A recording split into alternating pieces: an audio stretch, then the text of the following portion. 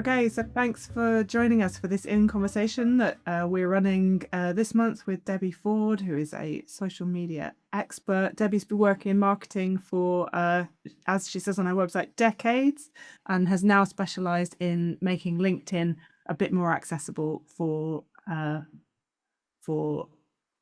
working professionals, including NASGP. We had a really fantastic power hour with Debbie last year.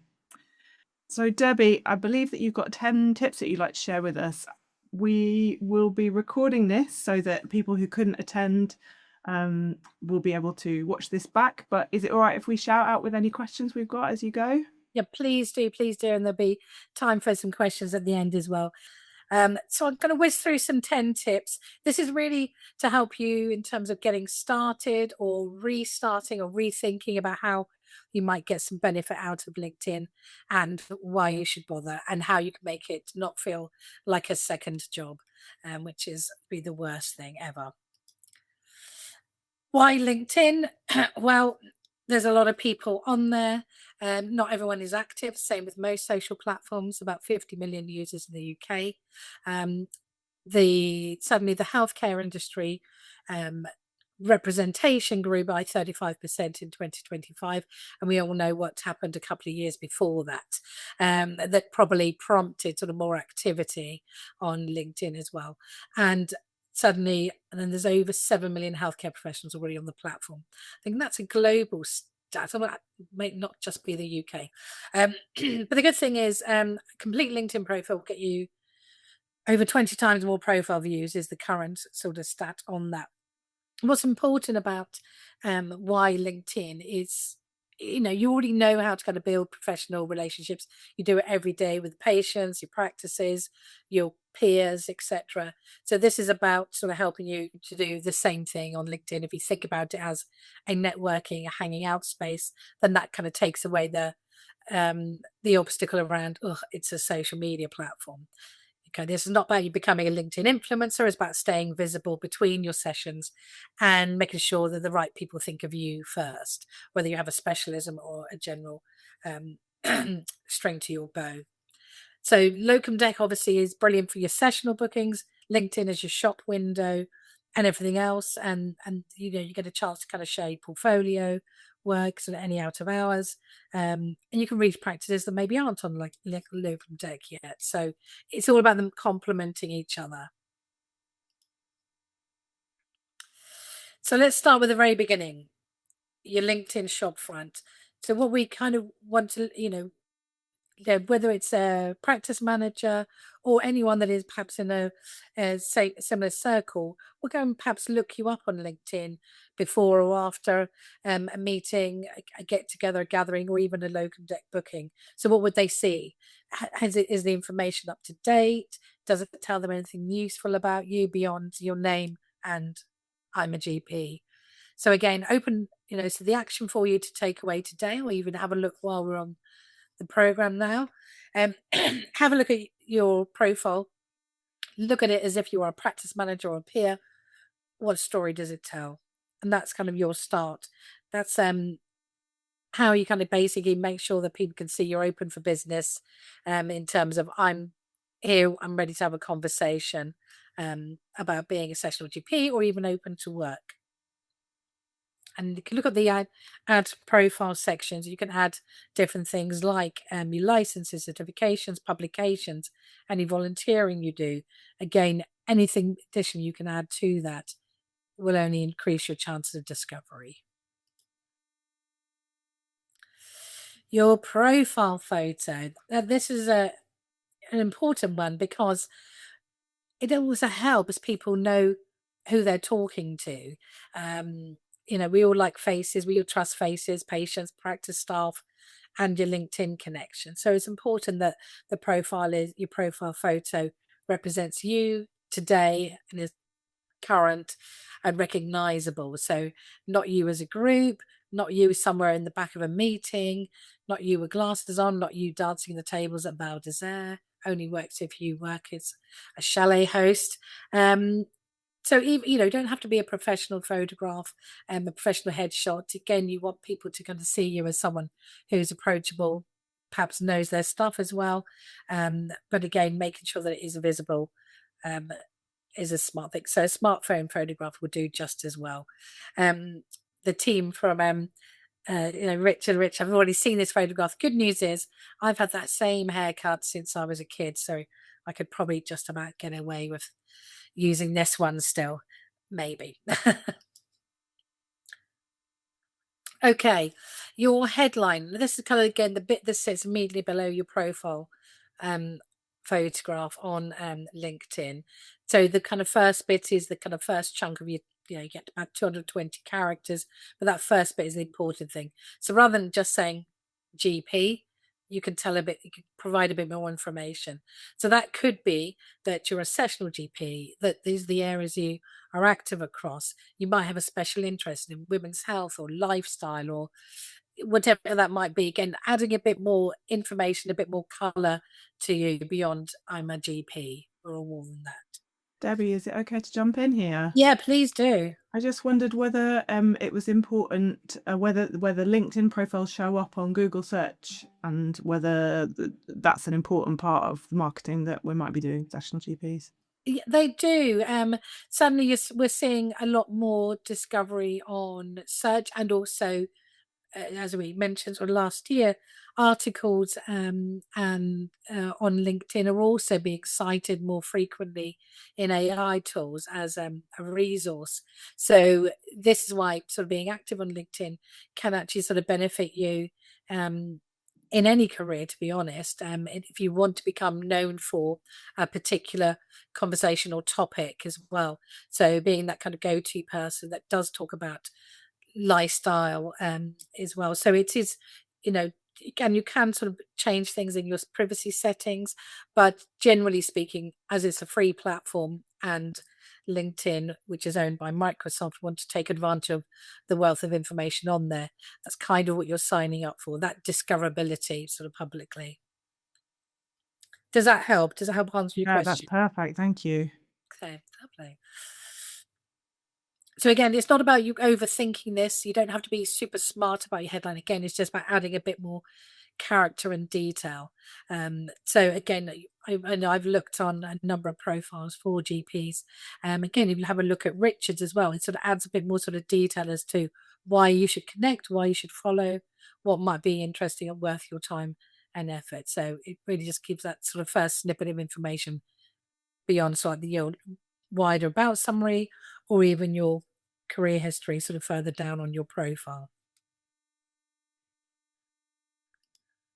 Okay. You'll see when you're actually browsing that you might see immediately below that then you can follow or connect with people, and you can send a connection request. So what do the differences mean?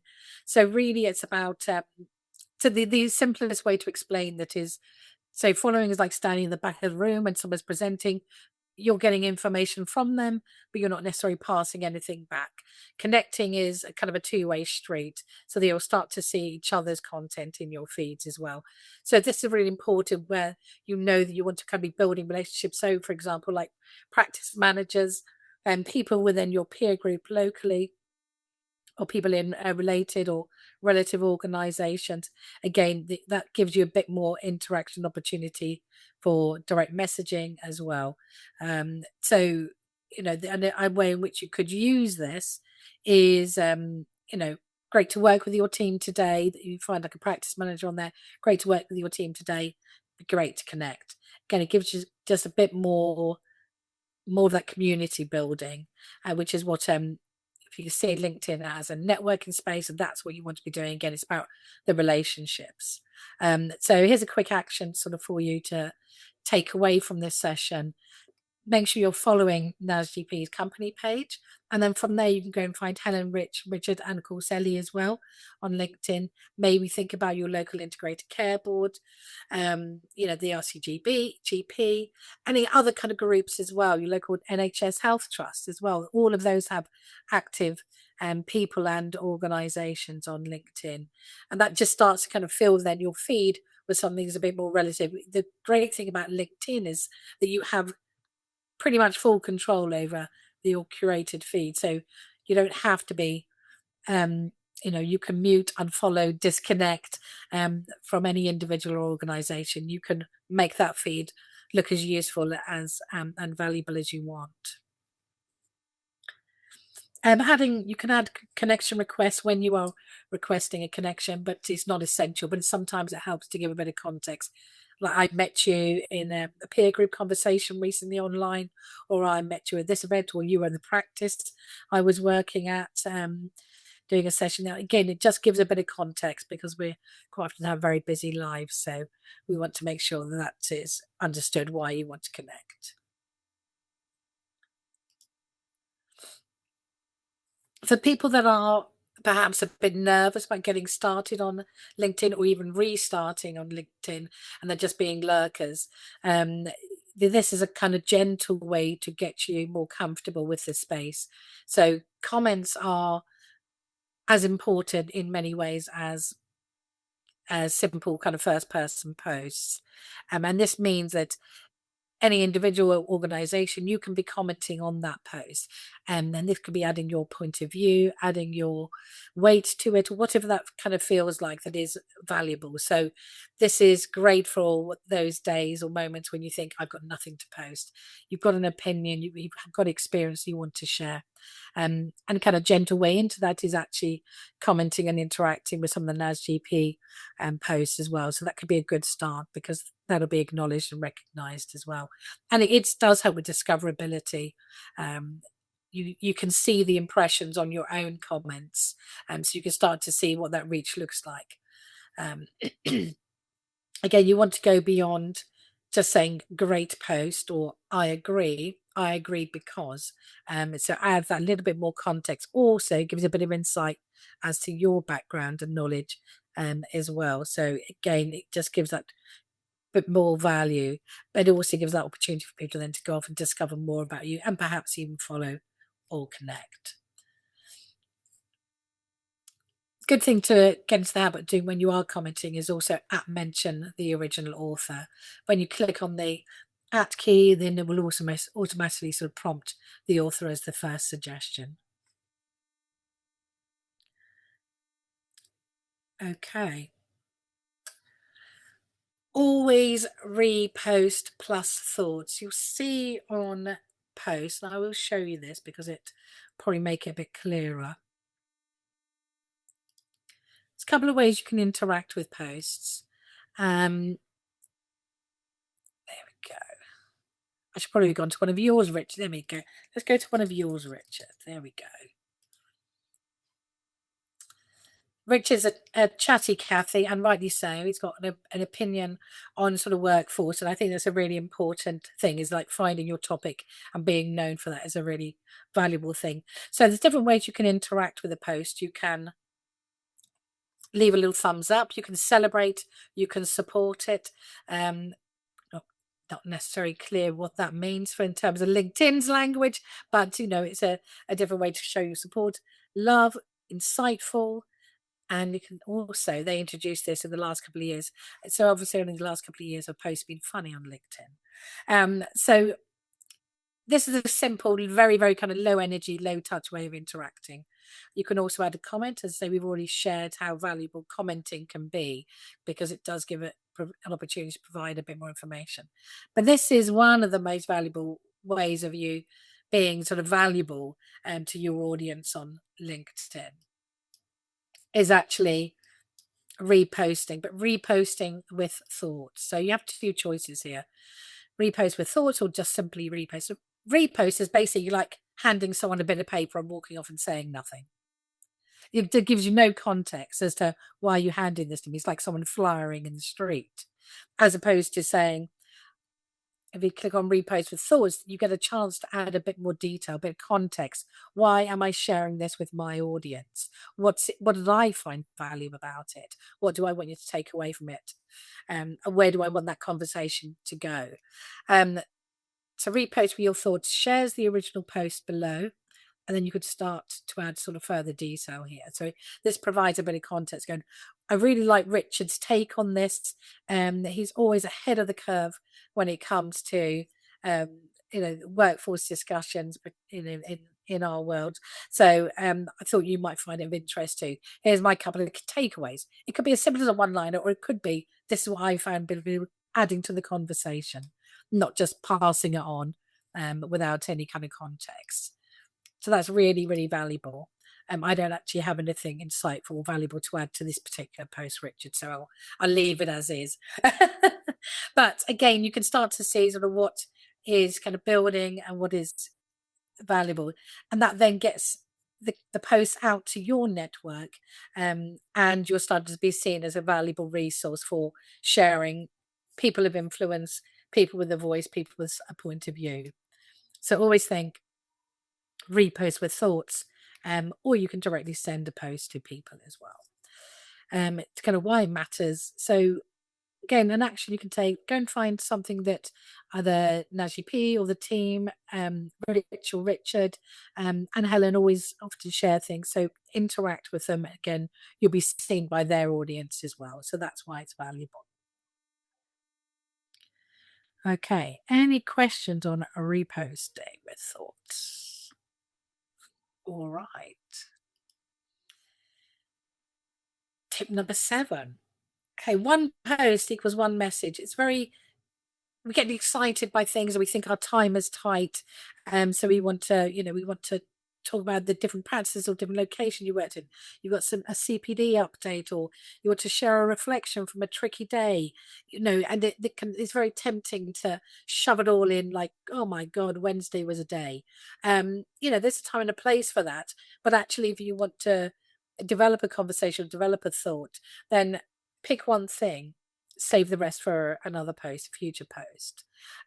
That's means that you kind of don't get overwhelmed. And one of an analogy that I often use is, it's like being handed a greasy bowling ball. So I can hand you a greasy bowling ball and say, hey, my name's Debbie. I'm a LinkedIn specialist. Here's a great tip for you. Brilliant. Got it. Oh gosh, also I was at a networking event. Here's another greasy bowling ball. Oh, and I'm looking forward to next week when I did it. And here's another greasy bowling ball. And before you know it, you're trying to keep hold of these greasy bowling balls, these messages, and you're going to drop something or forget what was important. So one thing, I'm Debbie, I'm a LinkedIn specialist. Here's my great tip, or here's my observation from today's networking session that I was hosting. So again, keep it simple, and spread out the love of the news over a couple of posts, and it just keeps you more active, as opposed to what we'll talk about after this, which is a bit more kind of feast and famine. Debbie, can I jump in? I've got another Yeah, question. absolutely, go for it. So how short can a LinkedIn post be? Oh God, it's literally a sentence. Okay. It's, you can always sort of look at it like back in the day when we were firing off tweets, that kind of short. It can be as basic as a sentence, it can be basic as a few words and an image, it could be a carousel, it could be an article. We've all seen quite a wide sort of variety, but keeping it simple to your message, kind of what do you want people to focus on, what do you want people to remember. It's almost like when you're at a networking event. Actually, in fact, this is a really good example because I run a freelancer network, which I've been doing for the last 10 years. And so we always encourage a 7-ish word intro so that people kind of get to the good stuff and they can remember the really good stuff they want people to take away. It's like when you go and Google um a simple wholemeal bread recipe on the internet, and before you know it, you're being faced with, I first had bread in my grandmother's kitchen, and you're like, just send me to the bloody recipe. And it's, and before you know, you probably come off that recipe and found a simpler one. But anyway, it's about being really kind of focused and being remembered for a thing, being remembered for a message, and keeping a conversation going and flowing. Fab, thank you. Is that helpful? Great. Okay. All right. So here's a very, very kind of simple framework to think about. Again, if you're breaking it down into kind of 4 parts, so my kind of simple anatomy of a post. So you either want to go for like some kind of, great visual, and it could be something abstract or it could be something literal, or no image at all. Certainly images, selfies. Everyone loves to see a face, don't they? or a curious opening line. Again, if you want to prompt an interaction or conversation, then you want to basically stop us doing this for hundreds of feet and go, oh, that's interesting. That sounds, what's going on there? What's Rich got to say about that? Body is the kind of, what's the main purpose of your post? Again, don't overload with information. Think about your greasy bowling balls. Your arms. So it's going beyond your followers. What does that reach look like? And, mention individuals or organizations if they're relevant. Don't just at stuff a post. The algorithm doesn't like you being a spammy pammy. So again, just mention those people or those organizations are relevant. So I read this recent post by at Richard Fieldhouse, who is the founder of NASGP. That's relevant rather than you trying to just stuff for the sake of it. It means that then that goes out, they get a notification, and you just, that network, that reach of your post will stretch out. Legs, what do you want me to do with this?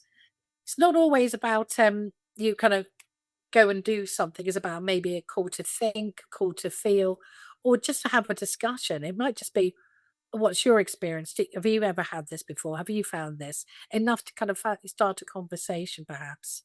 So again, it's not always about go off and do this. Now you've read this post. It's sometimes about just getting a conversation started, or it could be as subtle as drop me a DM if this is something you'd like to talk about more. Does that make sense? That's quite helpful, hopefully. Linked into that, in terms of the kind of one post, sort of one idea, this kind of stops you having this kind of jerking sort of feast and famine of posting. So the LinkedIn algorithm, any platform's algorithm, we can use platforms for free. That's their gift to us. Thank you very much, social media platform gods. But how they make money is by selling ad space, and how they sell ad space is being able to tell the people that want to spend that they can target certain individuals or organizations, and they do that by learning about us.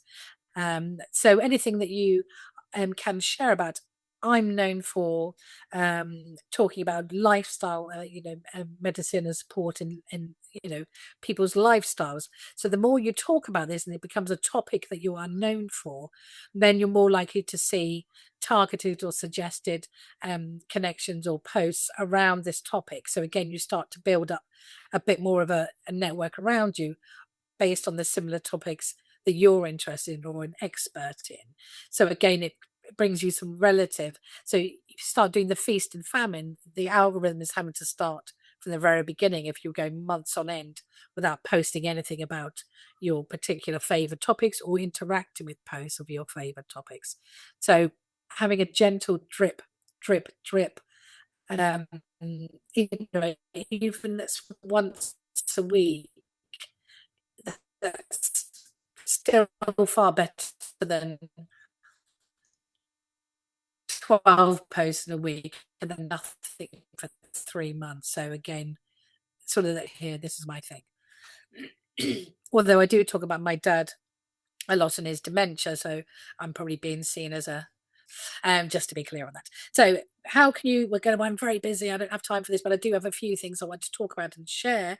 So how can we get over this hurdle? So I'll just quickly show you what I mean about the scheduling tool on LinkedIn. It's just a baked in functionality, which does make your life easier. Do you use it at all, Ellie, Rich, or Richard? Do you ever use the built-in tool? Yeah, I use it all the time. So we try and hit about like a 3-post kind of rhythm, which is Yep. really good for us. It'd be lovely to post less, but we have a lot of news, so we're really happy to share that.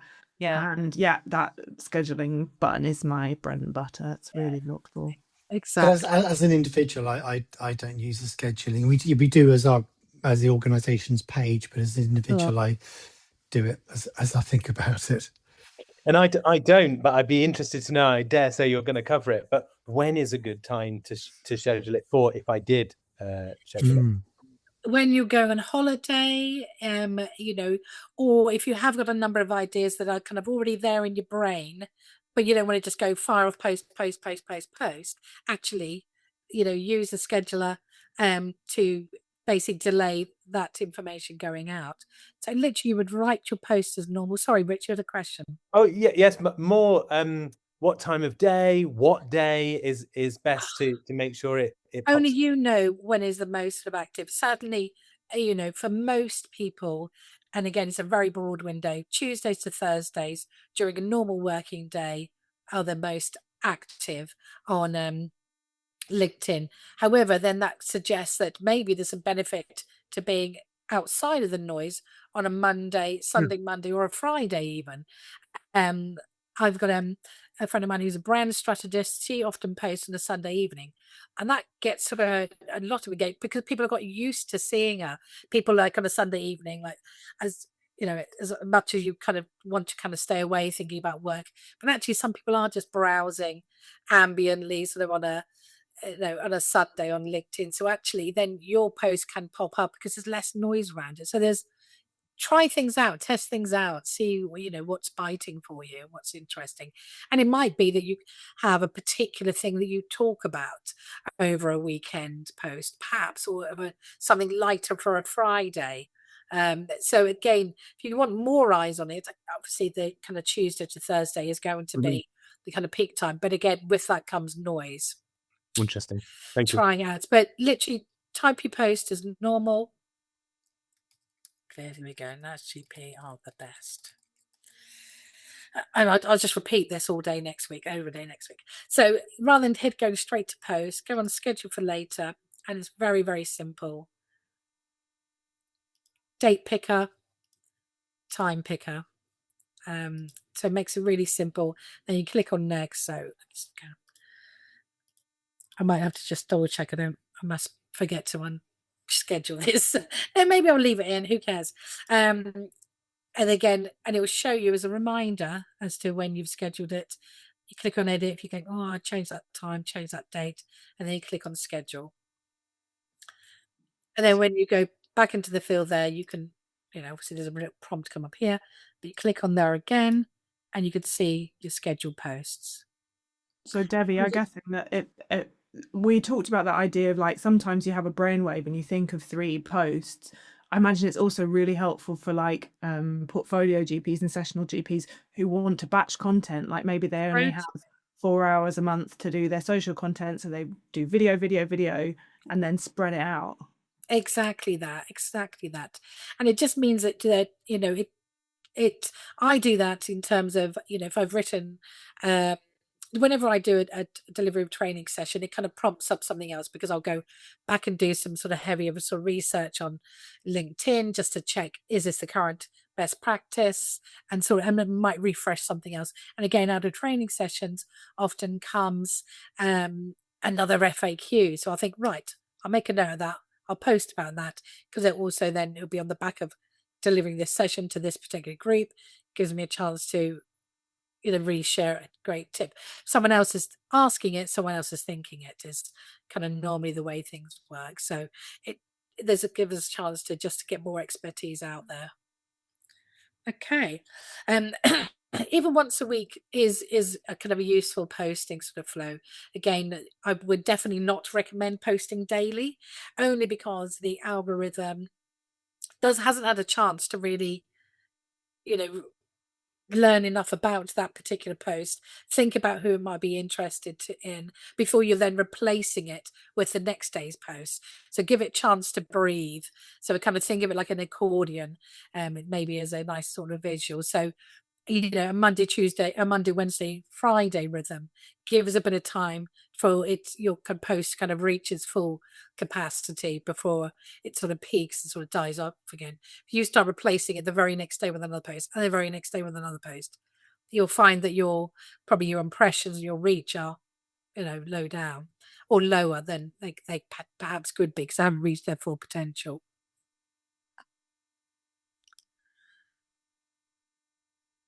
Okay. Consistency over void of feast and famine. Lovely. There we go. Now, for most of you, you won't have a company page, but in many ways, sort of NASGP, that's your company, that's your umbrella. So a way of you being a great ambassador of NASGP is to actually interact with their content, because you have a chance to outplay both of you. Because it might be that then Ellie and Rich could possibly reshare your posts, or certainly interact with it, and you benefit from each other's audience. So these are your team.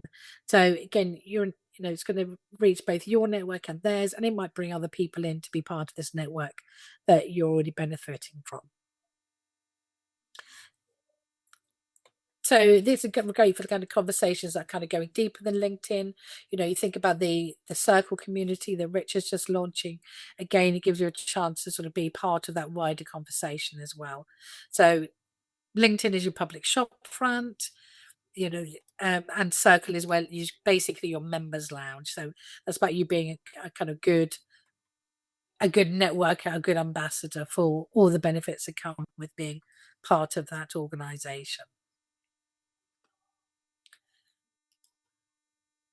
And finally, so there's lots of LinkedIn gurus out there. I'm not a LinkedIn guru by any means, but what I know is how to communicate with people and how to have a conversation, which is what LinkedIn is about, having a conversation. So there will be people that go, you must post X amount of times a week, you must do this, you must tag in these people, you must do this, your post has to be big block of text, then a couple of bullet points, then an ascending list, a descending list.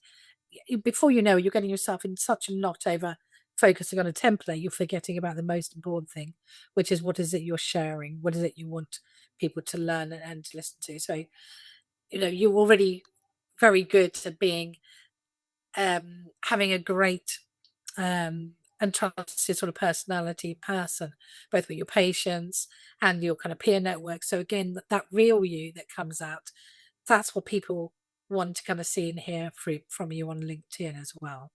So think about it when you're writing a post. Does this sound like my voice? Does this sound like me?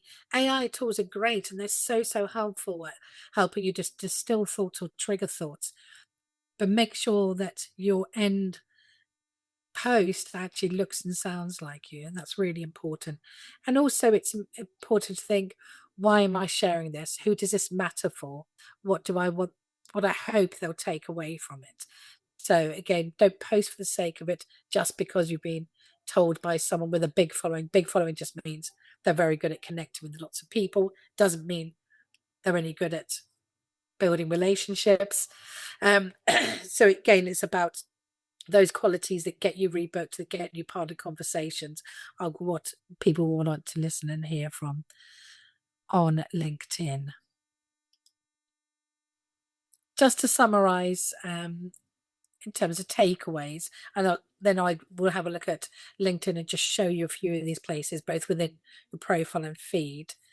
So takeaways, so make sure you optimize for discovery. So go and have a look at your personal profile, get your shop front in order, think about your photo, your headline, and maybe that first about summary.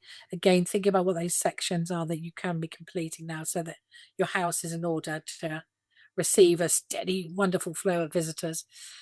Join the conversation. Again, you can start light on commenting, or commenting when you've got only moments spare in your day.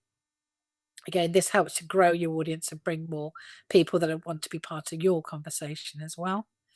And share with purpose. So what does your audience say, your connections want to see and hear, and just deliver that. That makes it sound very, very kind of basic. It is harder than those couple of words say, but it isn't in many ways as well. So trust you have a voice, trust you have a position and an opinion to share, and talk about that. Just as you would, when you're on a coffee break, when you're out and about, we've all got something to share. I've got a little offer for anyone who does want to do more with LinkedIn, and that's a focused hour, my Super 60s. So that people think that actually I do have something I really, really want to talk about, but I need to be doing more with LinkedIn. So there is a little offer there for your membership cohort. So please do connect with me, and we can do more on LinkedIn together. Okay, that's the basics of the 10 tips run through. That's so Questions, ready for questions, and we'll also go back and have a look at some of these actually in practice in terms of profile and feed. Any immediate questions? I know there was probably a bit of a whirlwind run through, but again, these are 10 tips to get you started or get you back in the game on LinkedIn.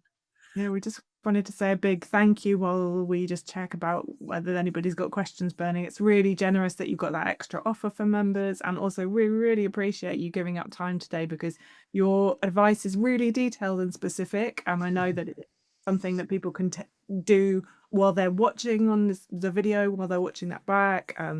You can have 2 windows open, and your suggestions are really specific, so we really appreciate the way that you framed that advice.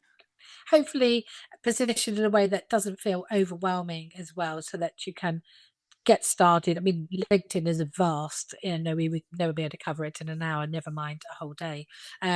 So so getting started and finding your way and finding your way around is where we all started. And hopefully these tips will help you get to that place. Just to show you a couple of things sort of within the profile itself. So again, to get to your profile, you can click on the small icon where it says me, or you can click on your name on the left-hand side from the home view. So in terms of your profile photo, so when I'm talking about your shop front, this is the first thing that people see on your profile. For your photo, to change it, click on your face or whatever image you've got there to start with. Check the settings in terms of anyone, but you can limit visibility of your actual photo. Anyone on or off LinkedIn, so mine could be discovered through Google search and they'll be able to see my profile photo. You can limit it to all LinkedIn members, your network or first degree connections only. You can also add a frame. You may have seen these. So purple and green frames. I'm hiring or open to work. So again, this could be another sort of visual trigger that you might want to have up if you are looking to increase your sort of bookings or opportunities. And this could also be kind of speaker opportunities as well. So if you click on frames, you'll see that open to work frame. So again, that's a nice visual sort of prompt for people in feed, or if you're hiring. Go back to that. Lovely. Your headline, again, is this first section here. Anywhere you see a pencil within your profile means it's something you can edit and change. So look for those prompts as you're kind of working methodically through your profile. So I know for me, that's the most important thing. The most important thing is up front. And that's what I do, change how people feel about LinkedIn. Hopefully I've changed how you feel about LinkedIn today. So add in a bit more detail in that, if you have premium tools, you can get an AI tool to write it for you, whatever.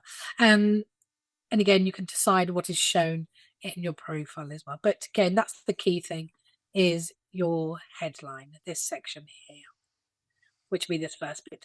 As you kind of work through, again, you're the only one that can see your stats. No one else can see those. They're your own personal view. And your about section, again, builds on what you've said in your headline, adds a bit more detail about who you are, what you do and how you do it and why you do it. So again, you're going to start for 10 in terms of building out your profile, getting your shop front in order. Yeah, no, that's great. Great. Okay, lovely. I won't go any further because I know you want to keep this to a nice kind of tight and focused session, but that just gives you a bit of an orientation as to kind of what your profile looks like and where you can find different sections and areas. That's brilliant. Yeah, we use those analytics. I mean, I use them personally on my personal profile. We use them for the company page because the analytics help you see what people are interested in. You can kind of get a feel from it as you post and get a bit of experience, but it's nice having the good hard numbers to fall back on. Yeah, exactly. Hi, Rich. Hello, sorry. Just a quick question. I love the way, Debbie, that you combine those two different parts of your life, your professional part of your life, and then your experiences with your dad. And I just wonder if you had any, since you've been doing that, any specifics on how you approach that mentally. And the reason that I asked that question is, I imagine a number of our members will have several things going on in their lives that they want to talk about, they want to share, but they're conscious at the same time how they come across in this public public space. I think the kind of simple rule is if it's a kind of conversation that's something you'd share in a networking or a peer community event, then you're probably quite comfortable sharing it on something like LinkedIn, because I know for a fact that people of my age, we are all dealing with having to support elderly parents. So every single time I talk about my dad, apart from the fact that it's a bit of reality about the ups and downs of finding care, finding support, or the breadth of complications with dementia can look and feel like, there's always someone else that's also either slightly ahead of the journey that you're already on, or behind, and are learning and listening to what you're talking about. So it does make it easier. And I've had lots of conversations with people on the back of it. It's about what your level of comfort is. Always kind of people's stories do perform well. But again, it's not about what performs well, it's about what you're comfortable with and what you think will be of interest. I made a particularly good scrambled eggs this morning. I probably won't talk about that. Well, But I know, Rich, you're right. The secret is don't add milk. I don't know why we always used to add milk. It's just butter and eggs, and chili flakes, Oh. and fennel seeds. I know it's getting fancy now, isn't it? But again, it's kind of what's comfortable. Some people will have an absolute, I never talk about any personal stuff. It's not Facebook, whatever that means. We are all humans, and I think actually since COVID, if anyone can remember that, plenty of you here would have Yeah. done. I think we've been more open about talking about life experiences. I think it's because we were shut away from having in-person conversations for so long from parts of our lives. I think we've become more open about sharing. And I think that's where that exponential growth in LinkedIn has also come from, because we couldn't go to conferences, networking events, etc. So we developed a means of being interactive online. So but about it's what your level of comfort is. Suddenly, I can show you stats now. If I share a LinkedIn tip, yes, I'll get some reach. If I talk about my dad, great reach. And just to be clear, fennel seeds and crushed chilies. Fennel seeds and crushed No milk. chilies, always in scrambled eggs. Thank you. My wife Sarah always puts turmeric in, which makes it interesting. Can I just? This is a really interesting conversation on what it's not. It's not Facebook and all that kind of thing. And when I start, my default position when I start thinking about putting something on LinkedIn is I kind of fall into this trap, and I find it really hard not to. But when I read through LinkedIn posts, I don't really mean this in a pejorative way, but a lot of things seem to come across to me as kind of a bit. What I want to start sort of doing some virtue signaling or some humble bragging or do some boomer asking, and it's a trap, but it's really hard not to. And it's kind of like, in my mind, LinkedIn is like a soapbox that you stand on and you just shout to this room full of people. And I know it's not that. People hate that. I hate that. And I don't like reading other people's stuff like that. So I really struggle not to just. So I'm trying to work out in my mind, when I'm writing on LinkedIn, if I was in a physical place, where would I be? Would I be in the coffee room of a practice chatting to a colleague, or would it be a quiet moment over lunch with some colleagues, and I say, I've got this interesting thing I'd like to share with you. How do I start to think? How do I approach this, that I'm not standing on a soapbox? Well, I've had a post-it note on my desk for, I don't know, many years now, and it basically says this. I don't know if you can read that. It says who gives a shit? So pardon my French. And so whenever I'm thinking about writing or sharing something, I think about am I just entertaining myself with it, Mm. or actually, might this be of interest to others? Like, again, think about where I really like that way of thinking about it, actually, Richard. Like, am I chatting to someone down the pub about this? Am I whatever it is, having a kind of place in mind? I think it's very easy to kind of fall into the attention trap, and that's what social media platforms do well. They shower you with adoration, i.e. reach, impressions, engagement, whatever that looks like, and makes you go, oh God, I'm going to talk about my dad some more. Great. My poor dad and his incontinent bowels. I mean, great. I mean, so but again, you have to kind of think about where and when would I talk about that, and do I feel comfortable talking about that? Am I then prepared for then the conversations that might come after that? Yeah, yeah, I don't. Yeah. I probably don't have that much of a filter. I think I'll probably go much more on gut and instinct. After you know 2 decades on social media, and this is like LinkedIn, Twitter, the bloody Meta channels, etc. And everything else that's come off it in between. You get a sense of, and again, like you, I can spot those that are there doing it for the performance. And actually, sometimes you read a post, you go, that didn't happen. That didn't happen. Your 5-year-old didn't ask why this is going on across, you know. So, but again, it's about what kind of feels comfortable for you. And if you just want to talk about work and being a sessional GP, then stick with that. We're all there for our own purpose and reason.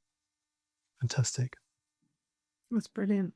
Well, look, I think if there's no more questions, probably, Debbie, we want to release you back into your own world. But thank you so much for giving up your lunch hour to come and talk to us. And I really hope that we can get some feedback from members as to whether they give any of these things a try. And hopefully, didn't want to interject, but hopefully it goes without saying that I know that the NASGP team would love to hear from any of our members on LinkedIn. We'd love to have conversations on there. So feel free to connect with us and at us and all of the rest of it. And please do come and connect with me. I'll happily chat about most things, as we've already learned. Scrambled eggs, elderly dementia, whatever. Yeah, lovely. Oh, and sometimes LinkedIn. Yeah. Okay, right. You take care, everyone. Thank you very so much. Thanks very Debbie. We'll much, see you Debbie. again. Bye-bye. Bye-bye. Bye.